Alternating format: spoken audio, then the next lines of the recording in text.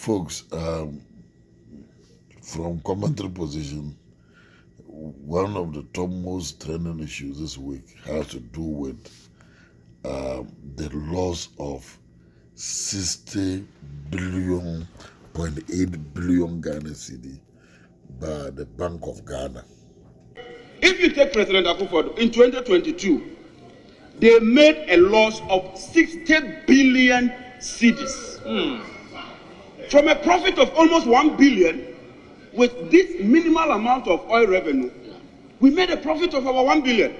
And yet with all these resources, under President Akufo-Addo, the Bank of Ghana has made a loss of 60 billion. Now the Bank of Ghana is not a profit-making entity. The Bank of Ghana is a regulator and a banker of a last resort, a banker of the government, and then, most importantly, even when they make profit, they have to transfer it to the consolidated fund. Mr. Speaker, look at equity, and that for me is the most important part.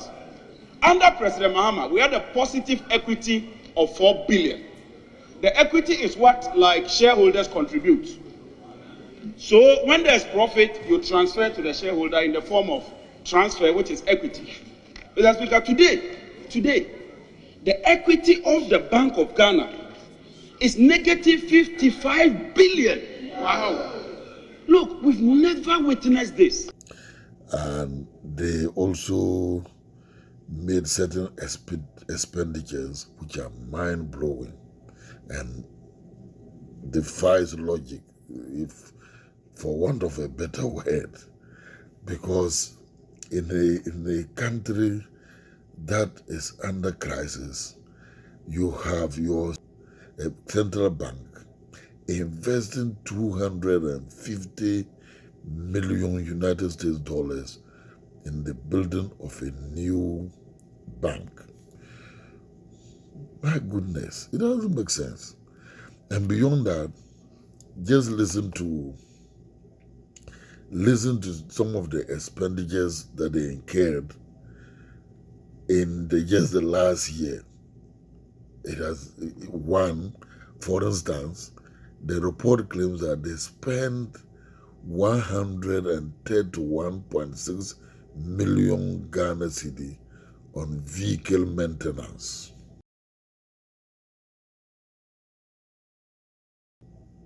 Alone.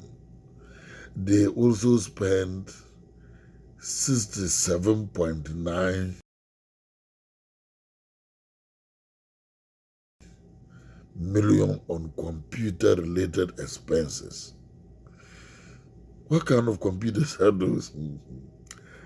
And again, well, even if it's antivirus, I mean, and then for foreign and domestic travels alone, the bank spent 97.4 million Ghana cedis.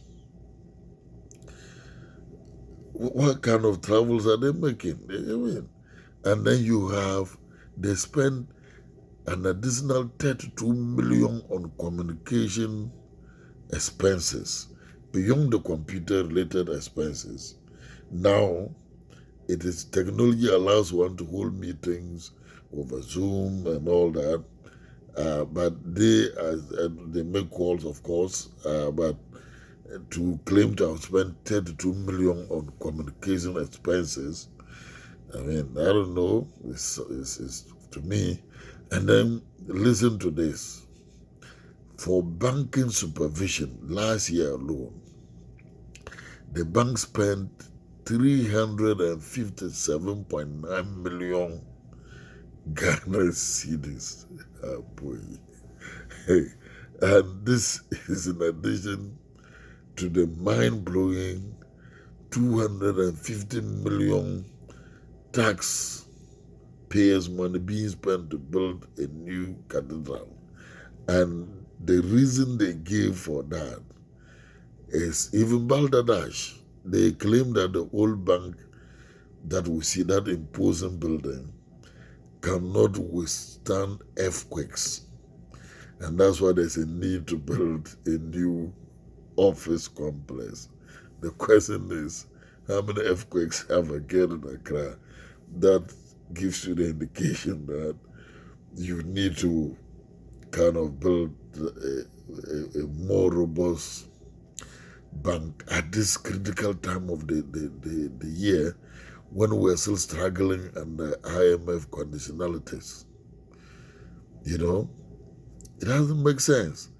And guess what? The worst thing, the most annoying thing, is the 60.8 billion Ghana cedis that the bank cannot account for. They just don't know where the money is. It is lost. Hiaboka, the Ashantis would say it is lost. They don't know. And so they have, in a sense, a negative equity of 51.1 billion. You see? So these are the issues. So because of that, the minority in parliament is calling for the head of the governor and his deputies, and they have given them an ultimatum of 21 days to resign from their positions. Failure to do this, they will storm the Bank of Ghana, occupy it, and get rid of them by force. But this call has received some support from some intellectuals like Professor Bob Kane of Legon, who thinks that the bank has been reckless as far as managing public funds is concerned. Because you heard some of the figures I mentioned. I mean, why can, if this is your own personal funds, would you use the funds that way?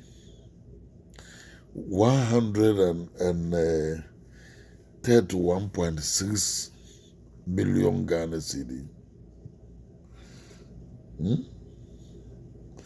That's a lot of money.